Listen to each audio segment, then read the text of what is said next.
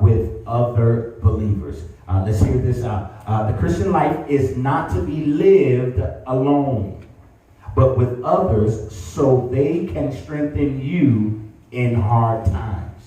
One of the key things that we must understand, all right, as it relates to our walk with God, do not try to walk this out or walk this life out like a superwoman or a superman. I've tried it before. It didn't really work, all right? And the reason I say that is because you are still a human being, all right? And a human being with fleshly desires. And all of these must be addressed, all right, as you are developing your Christian walk with God. And you've got to be able to address it with others or at least with individuals that understand the same path, or at least on the same path along with you. You can't talk to somebody that's, from weekend to weekend, they on their way from club to club, all right? Hello, all right? Because here's the challenge. How can two walk unless they agree? And that's not just in marriage. That's also in your friendships. That's also in your relationship. That's also in business practices. All right, and these are things that we have to be encouraged by, because here's the thing: the devil is coming to ensure heaven never expands itself. The devil is doing his or her job, and when I say his or her, because it's using individuals, all right, that we know, that we see, that we are constantly around, all right, to ensure that you and I, as believers, never make it. So you got to find somebody that's just as strong as you, or at least on the same path as you. Because here's the thing: you might be strong Monday, but you might be weak Tuesday. All right. I've told y'all this before. You know, if that right phone call hit your, that right DM hit your, come on, that's for y'all on social media, You know what your limitations are. You also know what your desires are. And so if you weak on Tuesday, you better find who's strong on Tuesday. Don't find weakness. Come on, don't get weakness with weakness, You're going to be in trouble. Somebody shall be in trouble. All right, so this Christian life is not to be lived alone, but with others, so that so they can strengthen you in hard times. Hebrews 10:25 says this, New Living Translation. It says, "And let us not neglect our meeting together, as some people do." I'm gonna get with this one. I promise. It's gonna sound like a rebuke by the time I'm done. And let us not neglect our meeting together. That means coming here. Right. Yes. Huh? Yes. That means as much as you can, as much as these doors, the times that these doors are open, you should be running up in here. Amen. You know it's gonna get quiet. You mean to tell me, Pastor, I gotta always be here, but not on Facebook Live? That's for those that don't live in this city. Right. Here you come. I'm coming with my whip. Coming down your block. Coming down, knocking at the door. See, when you start forsaking this fellowship, you open yourself to other fellowship. And other fellowship that will drift you away. We talked about that. See, some of you, if you're not, thank you, Holy Ghost. That's why the whole drift thing. Some of you got to be careful. You just learning how to swim here. You know, when we first learned how to swim, I know with me, they tried me. I was not a swimmer, was not afraid. I was very afraid of the water. And they tried me and said about 5 or 6 years old, said, Leo, you straight, and just threw me in, like 8 feet. And said, come on, get on up. Before I knew it, snot running down my nose, blood running down my nose, eyes running down my nose. And I said, y'all tried to kill me. What made you think I just was going to automatically just pop up and start swimming?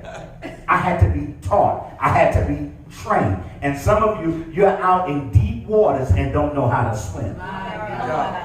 You've gotten yourself in deep situations, right? In deep, let's take it here, fellowships, connections, that's drowning your attention and keeping you away from God. Come on. See, somebody's going to say, oh, you just want them there so you can count your numbers and make sure you got enough people in the pews and that the bank account, the devil is a liar. Yeah. Well, I'm trying to make sure heaven's bank account is on point. Come on. Church is a good way also to make friends too. I know some of y'all, I'm lonely doing this walk with God. See, I know why. I know why you're lonely, because y'all just want to keep staying in your foolishness, right? Just want to be who you are. See, they ain't going to understand me once I get to this church, because when I get to this church, they don't know what I used to do and what I used to become. Well, if you get to this church and start changing, we don't have to get about who you are. And I'm not saying you're not supposed to have a testimony, right? But what I'm saying is, if that's the only thing that keeps you coming, people ain't going to understand me, because they ain't going to understand. No, calm down. All right, in him we are new creatures. Old things have passed away. Behold, all things become new. So I'm not sitting here, I don't want to debate with you about who you used to be, especially if it has nothing to do with where you're going and who you're becoming. Because maybe something about who you used to be, I don't even want to know. You might expose something that might be all right now. I'm going to call somebody, hey, and escort them out. Everything left right now. Front door, side door. Get out of here. My guesstimation, right? My hypothesis is that when you're coming through this door, you're coming in here because you want to change. Not because you want to be the same. And as I state often, not because you want to check off, I came to church. Right. True. Amen. One thing I love about this church, and y'all know I love this, right? And that is, I was sitting in the office, I was watching one of my favorite shows, but about 6:25, 6:30 or so, I start hearing miles running. I said, "Boy, come on, this nigga just get on time every boy, I tell you." That's one of the joys about church. Now we give the best service, but we're also always on time. Yeah.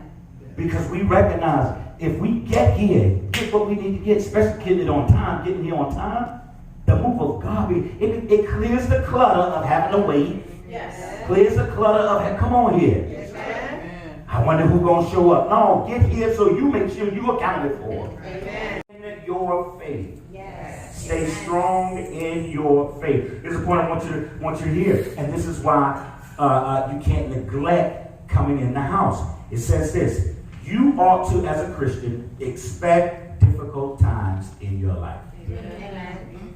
You ought to expect it. I'm not sitting here telling y'all every day is going to be gravy. Every day is going to be easy.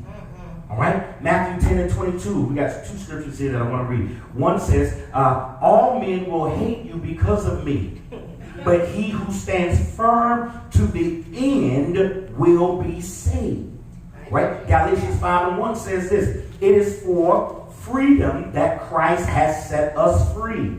Stand firm then, and do not let yourselves be burdened again by a yoke of slavery. Now, here's what I want you to understand about staying strong in your faith and having the expectation of difficult times. All right? Is that the moment, we experience it, you got to also know we can also experience being rescued. Yeah. Amen. Okay? You don't have to think hard times, you did something wrong, you're in sin. It's not always bad. Right. Amen. All right? When you deal with the New Testament, deal with Paul, the apostle, most of Paul's prison sentences was because he stood firm in his faith and talked about Jesus. Amen. And if you think, all right, if you think it's not going to happen to you, something's wrong. Yes. Okay?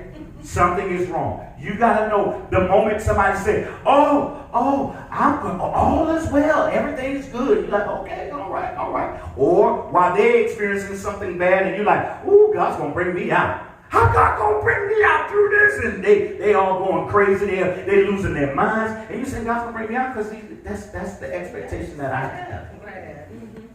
He made this to be a promise. He says, all men will hate you. They will hate you because I choose to believe in spite of. That's right. Mm-hmm.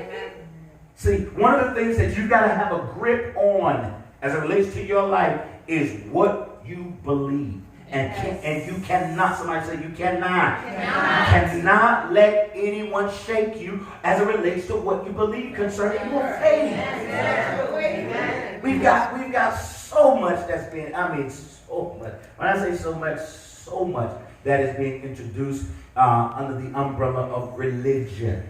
And I'm very careful with individuals. You don't know, my biggest thing is I don't debate nobody when it comes to their religion. But I think you need to be careful when you're talking about religion. It's also regimen.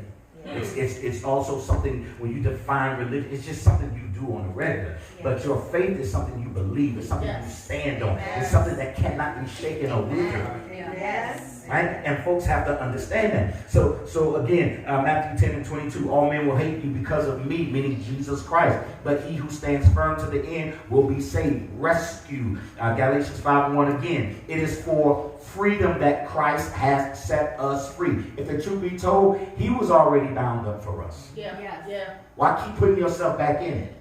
All right? It says Christ has set us free. Stand firm then, and do not let yourselves be burdened again by a yoke of slavery, meaning a yoke of bondage, a yoke of prison, a yoke of old thoughts and old attitudes and old dispositions and old conversations. Be free. The moment you cross over into understanding who Jesus Christ is, you have been set free immediately. I know that's not a word. I said it like that on purpose. Immediately. And you got to learn through your walk to start letting things go that used to, come on. You know those things that used to mess you up.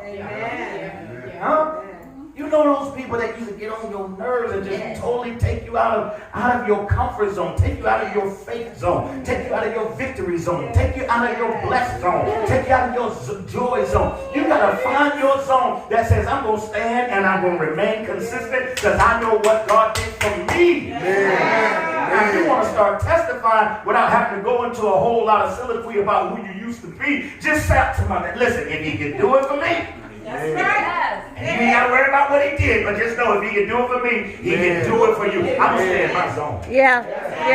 This is, I'm going to stay here because right here is most comfortable. All right? Let's read this thought here. You will struggle, but don't give in. Remember, now I like this. No pain, no gain. Oh, y'all went, oh, no pain. Oh, so y'all act like y'all know that. So everybody been saved like Pastor all your life, huh? We've been saved like Leo all this time. Y'all don't know pain, no gain. If you're from Miami, you know who wrote that. Amen. If you aren't struggling, you are probably not doing something you should be doing. Wow. Ooh, sip tea on that one. Hold on. See, some of you see struggle as sin. But what happens when struggle is an assignment from Come you? on. To test how strong your faith Jesus. is. Are you really grounded in what you believe? Come on, Pastor. I'm grounded not because everything is always great. That's right. I'm grounded when the ground is shaking. Woo! I'm grounded. Just hit my life and I'm still Come on. Yes. I feel that one. Come on. Don't scare the visitor. Don't scare the visitor.